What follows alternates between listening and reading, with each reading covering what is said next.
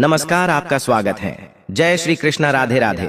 दोस्तों, किसी भी शुक्रवार के दिन यह एक पत्ता चुपचाप से अपने पास में रख लेना गुप्त लक्ष्मी धन प्राप्ति का यह ऐसा उपाय है जिसे आपने किसी भी शुक्रवार के दिन कर लिया तो आप अपने जीवन में रातों रात करोड़पति बन जाएंगे। और यह एक पत्ता आपके जीवन से निर्धनता और गरीबी को हमेशा के लिए दूर कर देगा।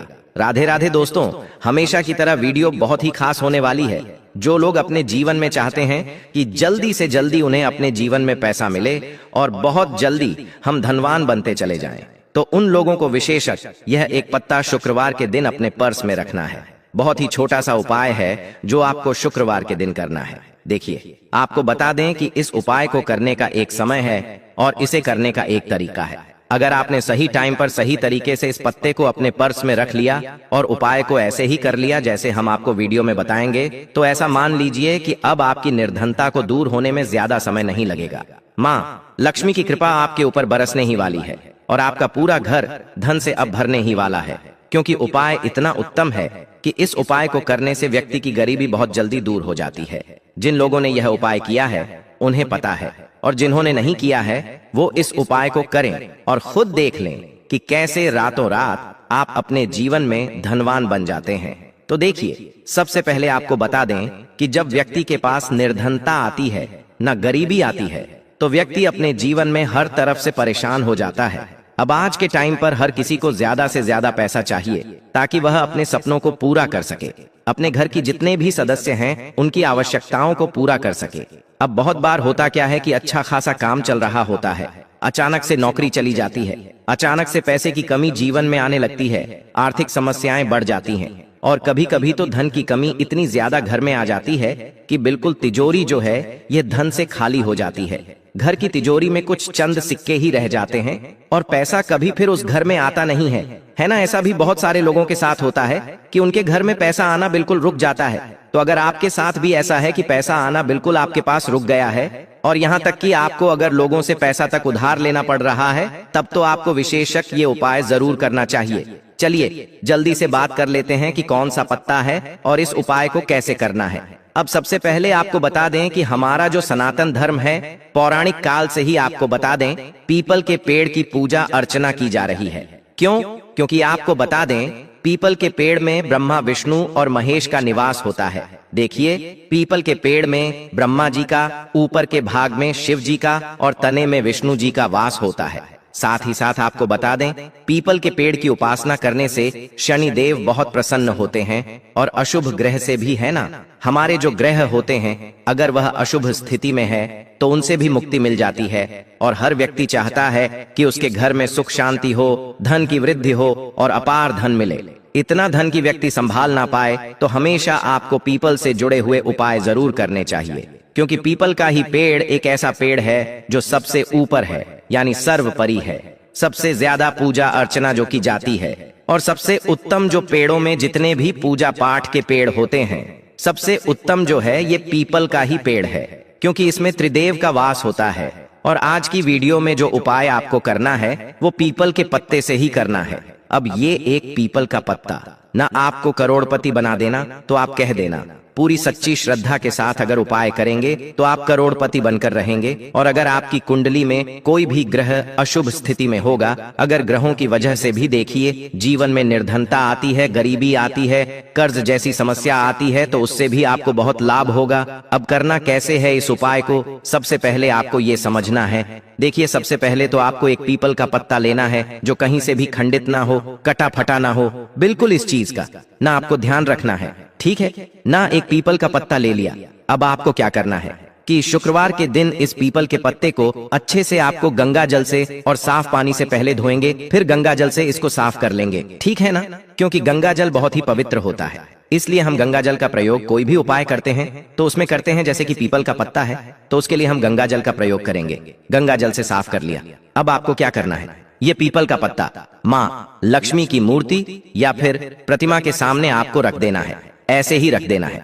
शुक्रवार के दिन पूरे टाइम इसे रखा रहने देंगे। शनिवार के दिन आपको क्या करना है, ये पत्ता उठाना है और आपको श्रीम श्रीम श्रीम 3 बार बोलना है। ठीक है ना, ध्यान रहे 3 बार बोलना है। श्रीम श्रीम श्रीम 3 बार बोलेंगे और फिर ये पीपल का पत्ता आप अपने पर्स में रख लेंगे। जहां पर भी मतलब आप जाते हैं, बाजार जा रहे हैं, मार्केट जा रहे हैं, किसी के घर पर जा रहे हैं, जो पर्स आप हमें अपने पास रखते हैं अपने पैसों का, बस उसी के अंदर आपको यह पीपल का पत्ता रखना है। अगर यहाँ पर आप श्रीम श्रीम बोलना भूल भी जाते हैं, कोई दिक्कत नहीं है। आप यहाँ पर माँ लक्ष्मी का ध्यान कर लेना, श्री हरि विष्णु का ध्यान कर लेना और इस पीपल के पत्ते को आप इस तरह से, यानी शुक्रवार के दिन माँ लक्ष्मी की मूर्ति प्रतिमा के सामने रखकर अगले दिन अपने पस में रखकर देख लें।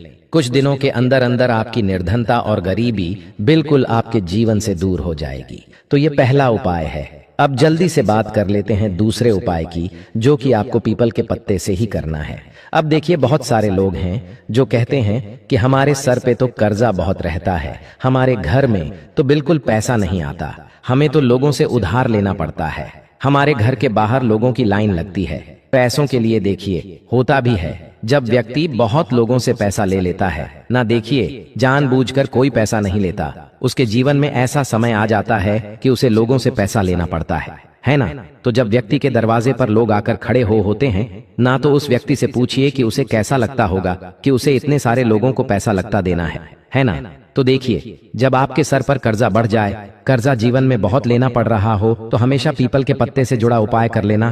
करना क्या है, आपको मंगलवार के दिन आपको एक पीपल का पत्ता लेना है और उस पीपल के पत्ते के ऊपर आपको भगवान राम का नाम लिखना है, भगवान राम का नाम लिखना है और फिर आपको यह पीपल का पत्ता अपने घर के मंदिर में हनुमान जी के सामने, या फिर भगवान राम की कोई मूर्ति प्रतिमा है, उनके पूरे परिवार की है ना, तो वहां पर आपको अपने मंदिर में रखना है और फिर इस पीपल के पत्ते को आपको उठाना है और अगले दिन आपको इसे अपने पर्स में रख लेना है। हमेशा आप देखेंगे कि आपका पैसा जो है ये बढ़ेगा, उसमें वृद्धि होगी और किसी से भीना अपने पूरे जीवन काल में, केवल 1-2 महीने 1-2 साल की बात नहीं है, किसी भी टाइम किसी भी साल में आपको किसी से भी 1 रप भी उधार लेने की जरूरत नहीं पड़ेगी, क्योंकि यह संकट मोचन हनुमान जी हैं जो आपके जीवन में संकटों को आने ही नहीं देंगे, क्योंकि आपने भगवान राम का नाम लिखकर पीपल का पत्ता अपने पास लिख रखा है और जहां पर राम नाम आया ना, वहां पर हनुमान जी उस व्यक्ति के पास कोई दुख और संकट आने ही नहीं देते हैं। बहुत ही उत्तम उपाय